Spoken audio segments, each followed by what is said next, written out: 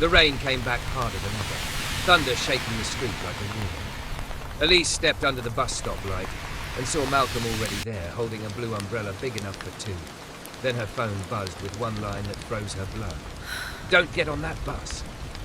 If you've ever loved someone the world didn't understand, like, subscribe, and stay, you're gonna feel this one.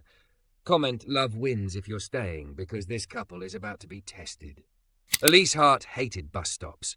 Not because of the waiting. She'd spent half her life waiting for things that never arrived, but because bus stops had a way of stripping people down to their real selves. No office lighting, no curated smile, no I'm fine armor. Just rain, cold, and whoever you were when nobody was watching. The wind slapped water across the road in thin sheets. The clouds hung low enough to feel personal, like the sky had leaned in to whisper, not today. Elise shifted her tote higher on her shoulder and tried to tuck herself beneath the narrow glass shelter. It barely helped. Her cream sweater dress, fitted at the waist and hugging her hips, was warm when she'd left her apartment. Now it felt like the rain was hunting for every seam. Her honey-blonde hair was pinned up in a messy clip, but the damp had already freed a few curls. They clung to her cheeks like stubborn questions. She checked her phone. 1%, of course. She'd been in a meeting that ran too long, with the kind of boss who called late-night messages teamwork and last-minute changes passion. Elise had smiled, nodded, swallowed it all, because rent didn't care about pride, and neither did the landlord. Then the rain had started as she stepped outside. Now the streetlights blinked against a wet city, and Elise stood at the mercy of schedules she didn't control. Again, a man stood at the far end of the stop, half outside the shelter, letting the rain hit him like it was something he'd already accepted. Tall, broad-shouldered, a dark jacket soaked through at the sleeves. His posture was calm, but not relaxed, like someone who'd learned the hard way that the world took kindness as an invitation to steal. He looked black, somewhere in his early 30s, maybe older, close-cropped hair, neat beard, the kind of face you didn't forget, not because it was flashy, but because it held quiet weight. His eyes were turned toward the street like he was listening for something deeper than the bus. Elise noticed the tremble in his hand when he rubbed his thumb across his fingers, like he was trying to wake up feeling in them. Cold. She did the thing she always did first, told herself not to care. Not because she was cruel, because caring was expensive. Caring made you soft. Soft got you hurt. She'd spent years learning how to be sharp. But then the wind gusted, and the man's jacket flapped open just enough for her to see the thin shirt underneath. The fabric clung to his chest, darkened by rain, and she realized he didn't have layers. No umbrella. No bag. Nothing extra. Elise tightened her grip around the handle of her own umbrella. Black, sturdy. The kind she'd bought after a man once laughed in her face for showing up drenched to a date she shouldn't have gone on in the first place. She swallowed. Looked away, looked back. Don't, she warned herself, don't get involved. Don't be that girl who thinks she can fix strangers with tiny gestures. Don't. Her phone buzzed weakly, then died. The screen went black like a closed door. Elise exhaled slowly, the way she did when panic tried to claw up her throat, in through her nose, out through her mouth. Count the breath. Hold yourself together. The man shifted closer to the shelter, but still kept distance from her, like he was offering safety by not taking up space. That, of all things, pricked something behind Elise's ribs. The restraint, the respect. Her gaze dropped to his hands again. They were big, steady hands. Work hands. The kind that had carried heavy things. The kind that had probably held on through storms that didn't show on weather apps. She thought of her own hands, manicured, the polish chipped at the edge because she hadn't had time to fix it. Hands that looked like a life she barely recognized as hers. The bus was late. A woman in a puffer jacket ran past the stop, head down, cursing under her breath. Elise watched her vanish into the rain and felt the familiar ache of anonymity. This city didn't see people. It saw bodies moving from point A to point B, and if you fell in between, it stepped over you. Elise made a decision before she could talk herself out of it. She stepped toward the man. Up close, she could see the faint scar near his jawline, thin and pale against deep brown skin. His eyes flicked to her, alert but not aggressive, like he was ready for whatever judgment was coming. Elise lifted her umbrella slightly. "Hey," He didn't smile. Not yet. But his voice was gentle when he answered. Evening. Elise cleared her throat, suddenly too aware of herself. How the rain made her dress cling. How her lipstick probably wasn't perfect anymore. How her chest rose with the cold air. Sexy wasn't something she was trying for, but it always seemed to follow her like a rumour. She held out the umbrella handle. Take this. His eyebrows pulled together. Ma'am, don't ma'am me. She tried for light, but it came out brittle. It's just rain. I'm closer to home than you look. He glanced at the umbrella like it might be a trap. Elise softened her tone. I'm not trying to do anything. It's just... She stopped because the truth sat there in her mouth and didn't feel safe to say.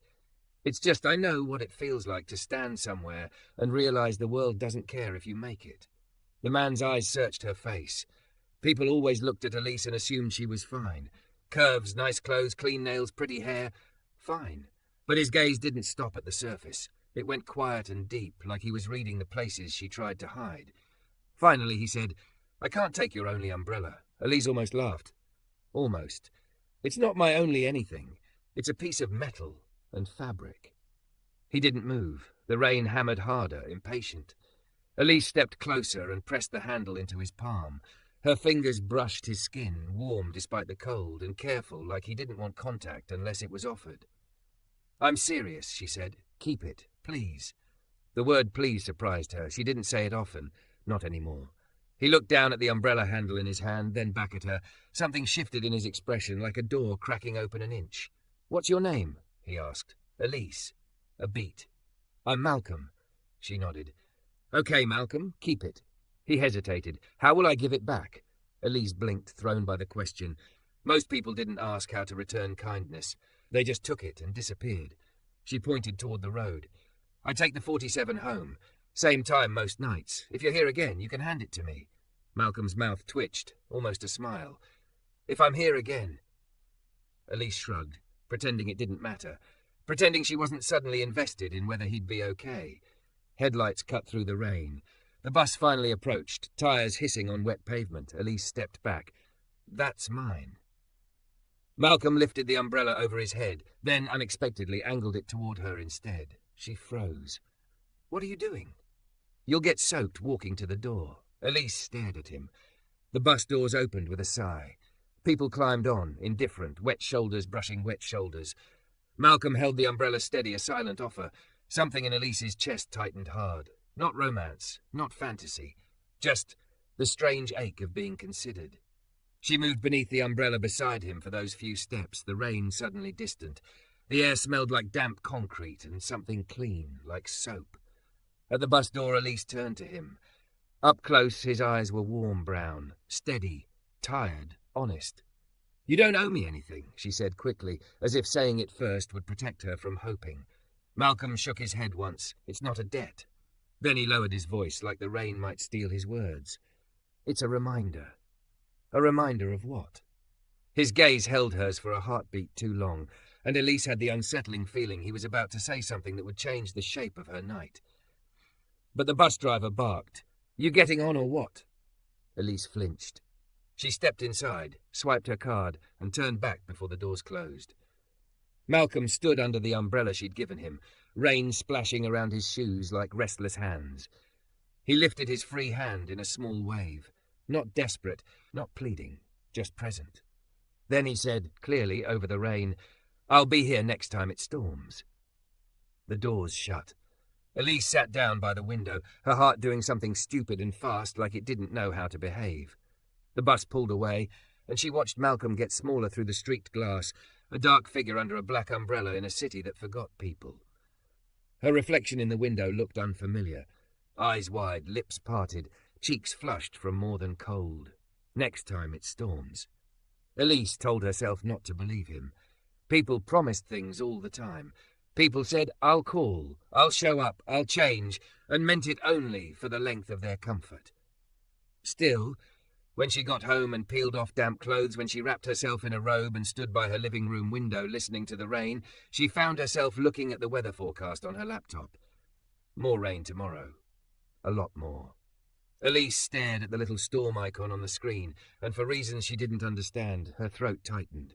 Because somewhere in the city, a black stranger named Malcolm had her umbrella, and somehow the thought that he might actually be waiting for her felt like the first risky, kind thing life had offered her in a long time. Outside, thunder rolled like a warning, or a promise.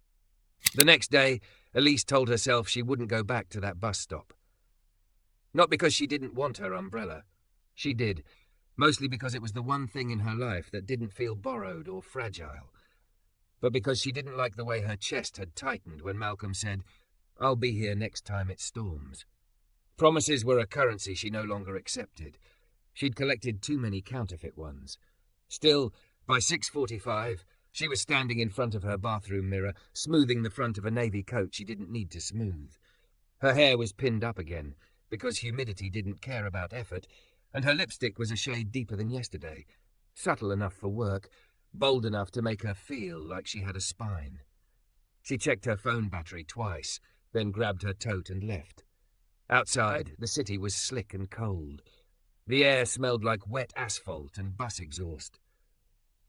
Rain fell in steady, patient lines, not dramatic like yesterday's storm, but persistent, like it planned to win. Elise walked faster than she had to, her heels clicking too loud in the puddles. She kept telling herself she was just being practical.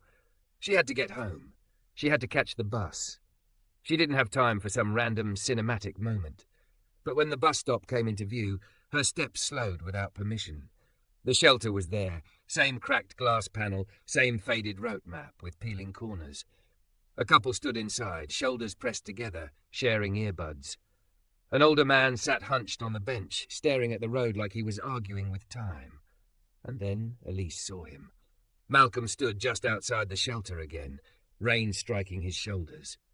This time he was under the black umbrella she'd given him, holding it in a way that kept the edge of the shelter dry too, like he was sharing even with strangers who didn't notice.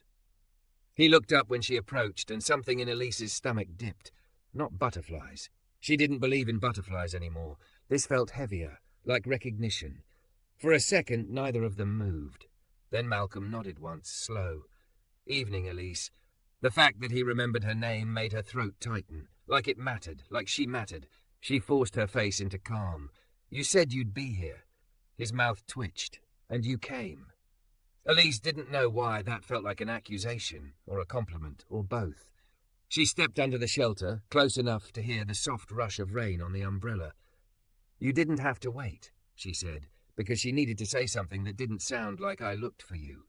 "I wasn't waiting," Malcolm answered, voice steady. "I was keeping my word." Elise's laugh came out a little sharp. "Those aren't the same thing?" Malcolm's gaze held hers, calm and warm and way too patient. "Not to me." He extended the umbrella toward her, handle first, respectful, no sudden movements, like he understood space the way some people understood language. "Here," he said. "It's yours." Elise stared at the umbrella, then at him. "So you really just showed up to return it?" "I showed up," he corrected. "The umbrella is just the reason that makes it easy to explain." Elise's lips parted. She closed them again, suddenly aware of how her heart was behaving like it didn't know its place. She took the handle, but her fingers didn't let go immediately. For a second, her hand was on the umbrella, and his was too. Their knuckles almost touched. Close enough to feel heat. Close enough to feel that he wasn't a story in her head. He was real. His eyes dipped to her hand, then back to her face. "You okay?" That question, simple, direct, hit Elise like a punch. Nobody asked her that. People assumed she was okay because she looked put together. Thick curves under polished clothes, pretty face, confident walk. Fine, but fine was a costume. Elise swallowed. "Yeah." Malcolm didn't argue, didn't push. He just nodded like he'd heard the lie and decided not to shame her for it. A bus hissed by without stopping, splashing water onto the curb. Elise flinched as cold spray hit her ankles. Malcolm stepped slightly to the side, positioning himself so the umbrella shielded her without crowding her. It was such a small thing, and it made Elise feel stupidly safe. "Do you always stand out there?" she asked, gesturing at the rain, "instead of under the shelter?" "I don't like people thinking I'm trying to get too close," Malcolm said simply. Elise's brows drew together. "Too close?" Malcolm's expression didn't change, but the air around his words did, like he'd just lifted the corner of a truth that had sharp edges. "Sometimes," he said, "standing back keeps things calm." Elise felt something inside her twist, equal parts anger and sadness. Anger at a world that made him calculate his own existence like that, sadness that he'd learned to do it without complaint. She opened her mouth, then closed it. She didn't know how to respond without sounding like pity. Pity was cheap. Malcolm didn't need cheap. So she said, "That's exhausting." Malcolm's smile was small. "It is." The silence that followed wasn't awkward. It was dense, full of things neither of them had named yet. The couple with earbuds laughed at something in their shared screen. The old man on the bench coughed. Somewhere down the street, a horn blared, irritated. Elise adjusted her tote strap and stared at the road. She could feel Malcolm watching her, not in a hungry way, not in a judging way, just present. "You work late," he said. Elise blinked. "How do you know?" "You looked tired yesterday," Malcolm replied. "Tired people usually work late." Elise let out a breath. "Yeah, late is my whole personality now." Malcolm's eyes flicked to her face. "That doesn't sound funny." "It's not." Elise's voice came out softer than she intended. She cleared her throat and tried again, harder. "And you? You always here around this time?" Malcolm hesitated. "Just a fraction. Then I take the 52 to the warehouse district, night shift." Elise's gaze dropped to his hands again, work hands, the kind that held weight. "What do you do?" "Inventory," he said. "Forklift, shipping, whatever needs doing." Elise nodded like that answered everything, but her brain kept filling in the blanks anyway. Night shift. Rain. No umbrella. Thin shirt. He wasn't okay either. He was just used to not being okay. She wanted to ask if he ate dinner, if he had a warm place, if anyone waited for him the way he'd said he'd wait for her. But she didn't want to cross a line and make him regret talking to her at all. So she said, "Thanks for bringing it back." Malcolm's head tilted. "You didn't lend it so I could return it." Elise's eyes narrowed. "What did I lend it for, then?"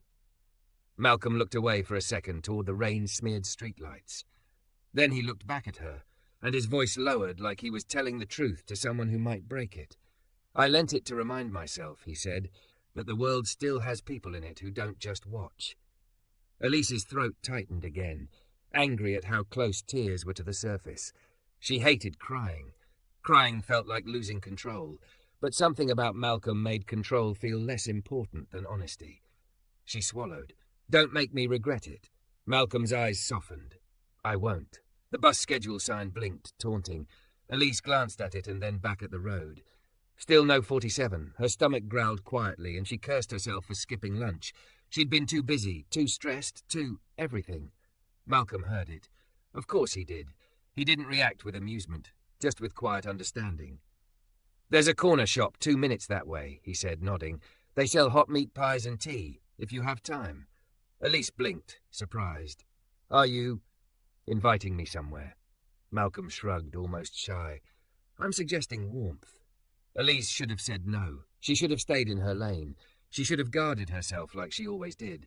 But the rain was relentless, and the city felt cold, and Malcolm's presence felt like a rare thing, like decency without a hook. So Elise heard herself say, "Okay." They walked together under the umbrella. Elise kept a small space between them, not because she was afraid of him, but because closeness felt dangerous, like letting him into the part of her that was always bracing for disappointment. Malcolm didn't rush her. He matched her pace. At the corner shop, the bell chimed when they stepped in. Warm air hit Elise's face. The smell of fried dough and pepper and tea wrapped around her like a blanket. The cashier glanced up, then looked away quickly. Elise felt the shift immediately. The way some people watched a black man and a white woman together like it was a headline, like it needed explanation, like it wasn't allowed to just be two humans seeking warmth. Her shoulders tightened. Malcolm noticed and angled his body slightly, not to block her, but to make her feel less exposed. He didn't say anything, because he didn't need to. The gesture spoke. Elise ordered tea. Malcolm ordered 2 meat pies. "I can pay," Elise said instantly. Malcolm shook his head. "Consider it, returning the umbrella." Elise almost smiled. "So now you're turning kindness into a trade." Malcolm's eyes warmed. "No, I'm turning it into a loop." They sat in the tiny shop by the window, rain streaking down the glass like the world was crying. Elise held her tea, letting the heat seep into her fingers. Malcolm ate slowly, like he'd learned not to rush food because it might not come again soon. Elise didn't know why, but she asked, "Do you have anyone?" Malcolm paused. "Anyone? Like family, friends, someone who checks on you." His jaw tightened for half a second. Then he released it, like he'd practiced letting go of pain without showing it. "My mom," he said, "back in Baton Rouge. She calls when she can." Elise nodded. "And here?" Malcolm's eyes lifted to hers. "Here is just work." Elise felt that answer in her chest like a bruise. She wanted to tell him she understood. That she had 1,000 co-workers and still ate dinner alone most nights. That her apartment was clean and quiet and felt like a hotel room she didn't belong in. Instead, she whispered, "That's not enough." Malcolm's gaze held hers steady. "It's what I've had." Elise looked down at her tea. The surface trembled slightly, like it felt her shaking inside. Outside, the rain picked up again, hitting the window harder, and Elise realized, with a sudden fear she didn't want to admit, that she didn't just want Malcolm to be okay. She wanted him to stay, not as a stranger, not as a one-time good deed. She wanted him to become part of her weather. The bell chimed again as someone entered, and Malcolm's eyes flicked up, alert, cautious. Elise followed his gaze. A man stood by the door in a slick black coat, water dripping off his shoulders. His eyes locked on Elise like he'd been looking for her, not surprised to find her. Her stomach dropped, because she knew that face, and she knew that look. It was the look of someone who didn't like being told no. The man took a step forward, slow, smiling like he was being polite. "Elise," he said, voice sweet. "There you are." Malcolm's posture shifted, subtle, protective, but not aggressive, open, calm. Elise's fingers tightened around her teacup, because the rain wasn't the only storm that had returned. Not even close. "Elise," the man repeated, like saying her name gave him ownership of it. "There you are." The warmth in the corner shop didn't disappear, but it shifted, like someone opened a door to let a colder kind of weather inside. Elise felt it move across her skin. Her fingers tightened around the paper cup of tea until the lid creaked. Malcolm didn't turn fully. He didn't square up like a threat. He just angled his body slightly, open palms visible at his sides, posture relaxed but ready, like a door that could close without slamming. Elise forced air into her lungs. In, hold, out. Her throat wanted to lock. She hated that her body remembered fear faster than her mind could argue with it. The man stepped closer, smiling too wide. White, mid-30s, expensive haircut. Coat that still smelled like cologne even through the damp. Water dripped off his shoulders, but he looked like rain was something that happened to other people. "Didn't you get my texts?" he asked, voice bright like they were old friends who'd bumped into each other in a grocery store aisle. Elise's stomach sank. "How did you find you?" He laughed softly, like the question was cute. "Come on, I know your routine, Elise." Malcolm's head turned then, slow. His eyes settled on the man's face with a calm that didn't flinch. "You should back up," Malcolm said evenly, not loud, not aggressive, just certain. The man's gaze flicked to Malcolm, and the smile sharpened. "And you are?" Malcolm didn't puff up, didn't rise to the bait. "Someone telling you to give her space." The man's eyes travelled over Malcolm, measuring, dismissive, offended by the mere existence of him. "This is between me and her." Elise finally found her voice. It came out thin. "No, it's not. We're not," she swallowed. "We're not together anymore." The man's smile didn't move, but his eyes hardened. "You don't get to decide that alone." A hot, sick pulse ran through Elise's chest. It wasn't just what he said, it was the way he said it. Like her life was a contract he'd signed without her. Malcolm's tone stayed level. "She just decided it." The man's jaw ticked. "Listen, man, I'm trying to be polite, but you don't know her. You don't know what she's like when she gets dramatic." Elise flinched. Dramatic. That word used to trap her in arguments where she ended up apologizing for being hurt.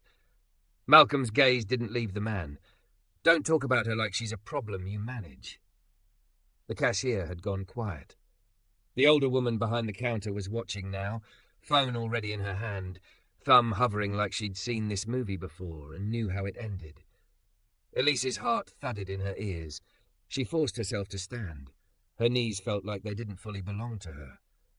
"I told you not to show up at my job," she said, voice shaking, anger threaded through it. "I told you not to come to my apartment. I told you I'm done." The man's smile returned, softer, almost wounded. "Baby, I just want to talk. You disappear on me, and then I find out you're sitting here."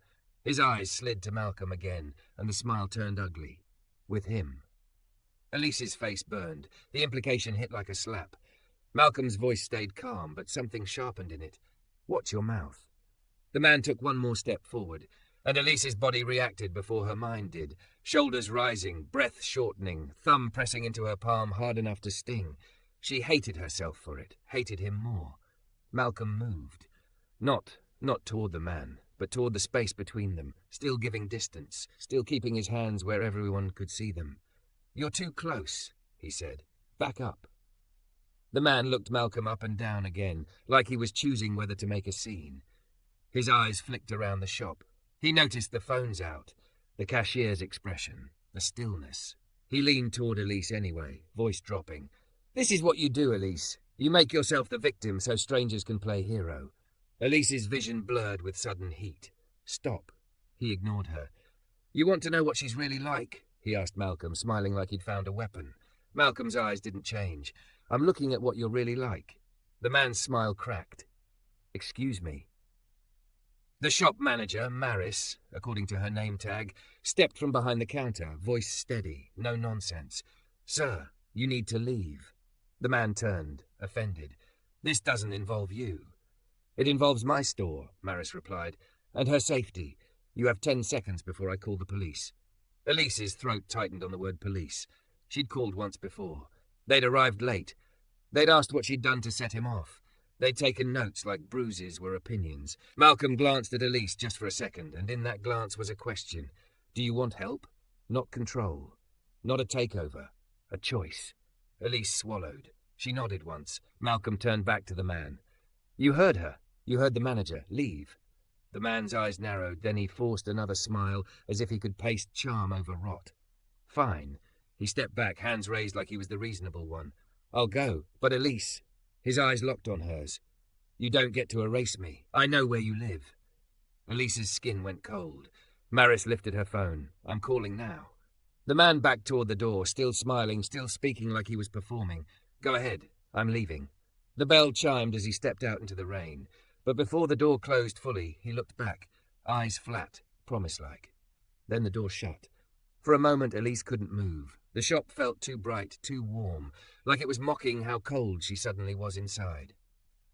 Malcolm didn't touch her. He didn't crowd her. He just stayed close enough that she didn't feel alone. "You want to sit?" he asked quietly. Elise shook her head, because if she sat, she might fold in half. Maris approached, voice gentle but firm. "Do you want me to call?" Elise hesitated. The old shame rose. "Don't make it a big deal. Don't be dramatic." Then she remembered the way that man said her name like possession. "Yes," Elise whispered. "Please." Maris nodded and stepped away, speaking into her phone in a calm, practiced way. Elise looked at Malcolm, and the tears she'd been refusing finally surfaced, hot and humiliating. "I'm sorry," she said, voice cracking. This is why I don't talk to people. I don't." Malcolm's expression softened. "Don't apologize for needing safety." Elise laughed once, bitter. "He makes me feel crazy." "You're not crazy," Malcolm said. "You're tired." That word, tired, broke something open. Elise's chin trembled. "I did everything right," she whispered. "I left. I blocked him. I changed my route sometimes. I told my building manager. Her breath hitched. "And he still shows up like I'm not allowed to be free." Malcolm's voice stayed low, steady. "We'll handle what's in front of us. One step at a time." "We," Elise repeated, almost disbelieving. Malcolm met her gaze. "If you want." Elise stared at him, and it hit her, how rare it was to be offered help without being demanded to earn it. The rain outside thickened, tapping the window harder, the streetlights blurring into long watery lines. A new storm rolling in. When the police arrived, they took the report. Maris showed them the security footage. Elise answered questions with her arms folded tight across her body, trying not to shake. Malcolm stood nearby without hovering, only speaking when asked, voice calm, facts clean. By the time they finished, the buses were running late again. The world hadn't changed just because Elise finally said the truth out loud. Outside, the rain was heavier now, a full curtain. Elise stepped under her umbrella, hands not quite steady. Malcolm walked beside her, but not under it, keeping space. Get under here, Elise said, sharper than she meant. It's ridiculous. Malcolm hesitated. Then, slowly, he stepped beneath the umbrella with her. Their shoulders didn't touch, but the warmth of him was close enough to feel. They walked toward the bus stop together, shoes splashing through puddles, city noise muffled by rain. Elise's phone buzzed in her coat pocket. She froze. A new number. Unknown. Her stomach dropped before she even opened it. She shouldn't. She knew she shouldn't. But her thumb moved anyway. One message. I told you. I know where you live. Elise's breath stopped. Malcolm noticed instantly. What is it? Elise held out the phone with shaking fingers. Malcolm read it, jaw tightening, not with anger that exploded, but with anger that focused. Okay, he said quietly. We're not going straight home. Elise's eyes widened. What? Malcolm kept his voice calm. We're going somewhere safe, somewhere with cameras. Then we'll figure out next steps. Elise's throat tightened. She hated how small she felt. Hated that her life had become a series of exits and rewrotes. But the rain hammered down like the sky was insisting. This is not over. And as they reached the corner, Elise looked up, heart slamming, because across the street, half hidden under the glow of a street lamp, she saw a familiar slick black coat. Watching, waiting, smiling like he'd never left. Elise couldn't move. Across the street, under the dirty orange halo of the street lamp, he stood like a stain that wouldn't wash out. Slick black coat, hands in pockets, that same calm smile that always meant he'd already decided what she was allowed to do. The rain hit harder, turning the road into a ribbon of glass. Cars passed, tires hissing, headlights smearing into white streaks. Nobody slowed. Nobody looked long enough to see the trap forming in the middle of a Tuesday night. Elise's thumb pressed into her palm until pain bloomed. Her breath got shallow, fast, like her body was trying to sprint while her feet stayed planted. Malcolm didn't grab her, didn't yank her back. He leaned slightly toward her, voice low enough that it didn't escalate the air. Eyes on me, he said. Elise blinked, fighting the pull of the street lamp. He's right there. I know, Malcolm replied. Calm, solid. But you're not alone right now. Look at me.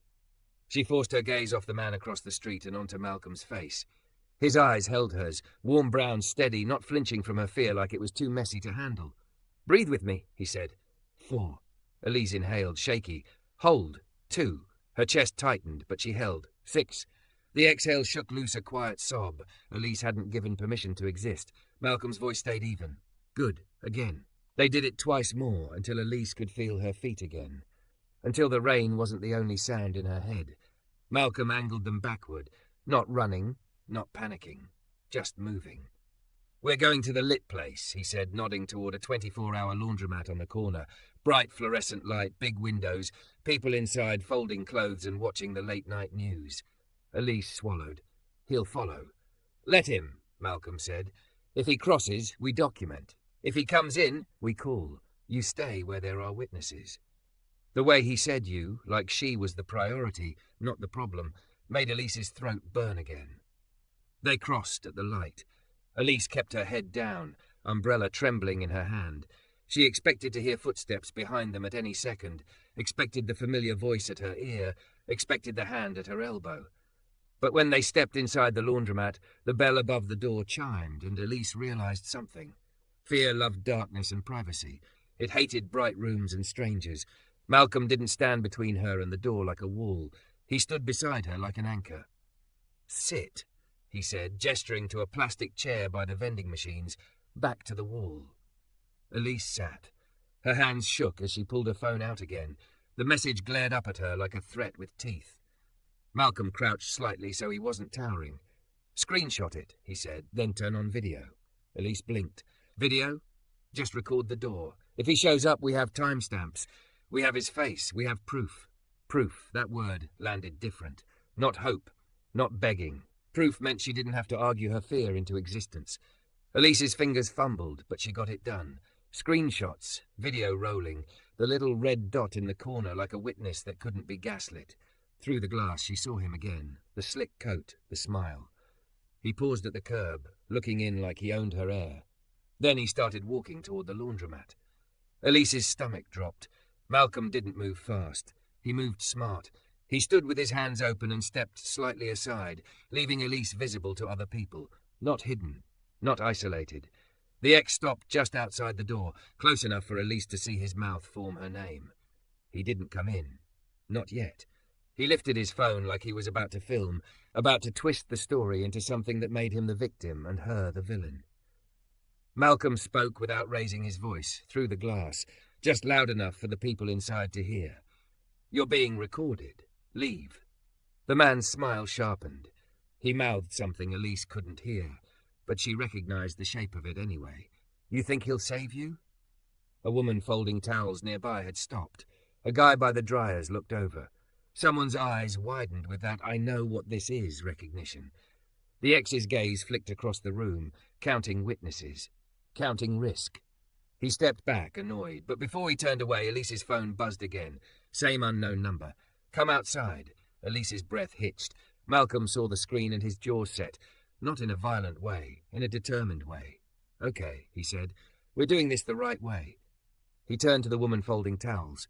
"Ma'am," he said respectfully, "can you call 911 and tell them a man is harassing her and threatening her? We have messages. We have video." The woman didn't hesitate.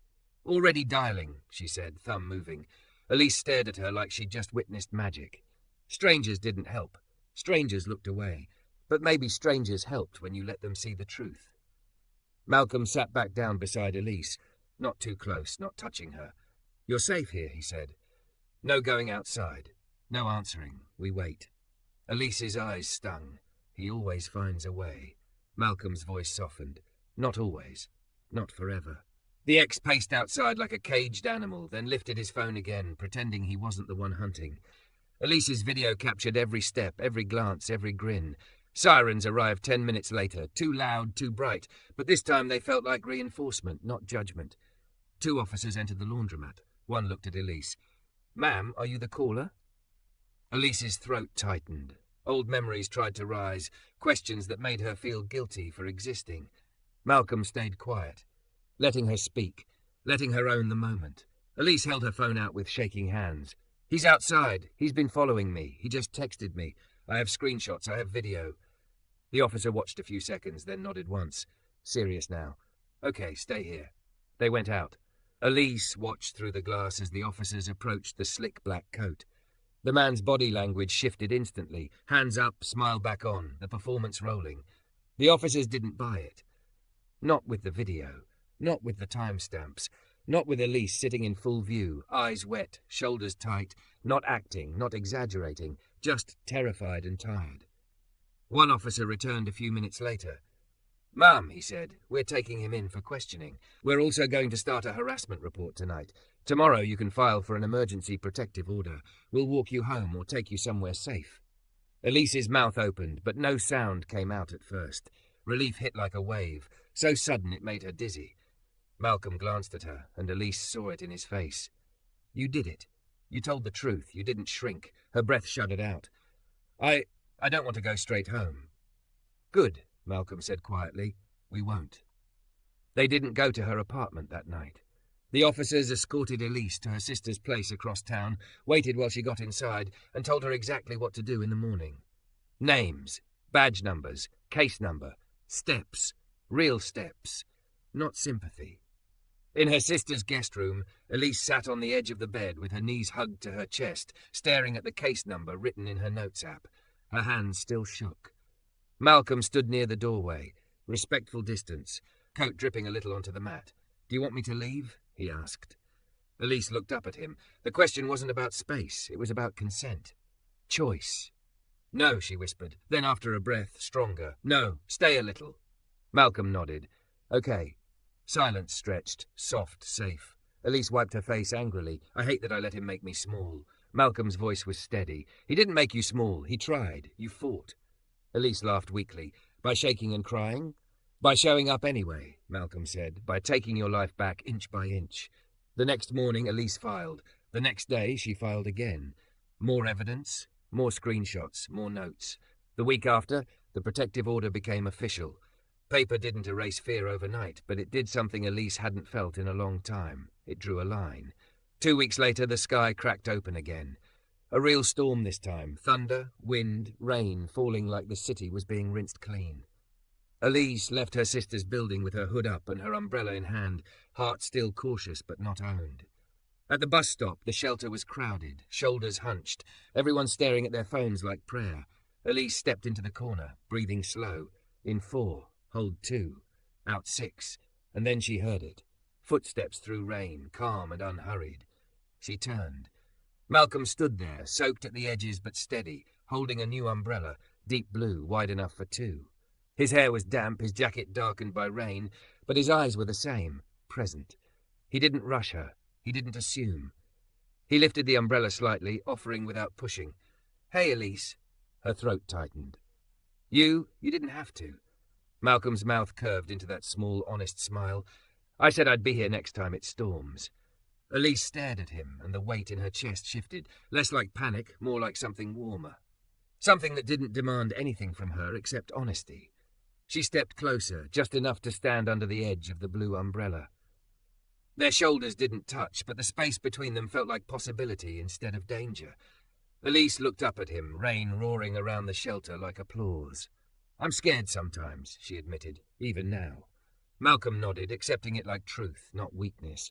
"Yeah, me too." Elise swallowed hard. "But I don't feel alone right now." Malcolm's eyes softened. "Good." The bus lights appeared down the road, cutting through the storm. Elise tightened her grip on the handle of her own umbrella. Then, slowly, she lowered it. She didn't need to carry everything by herself anymore.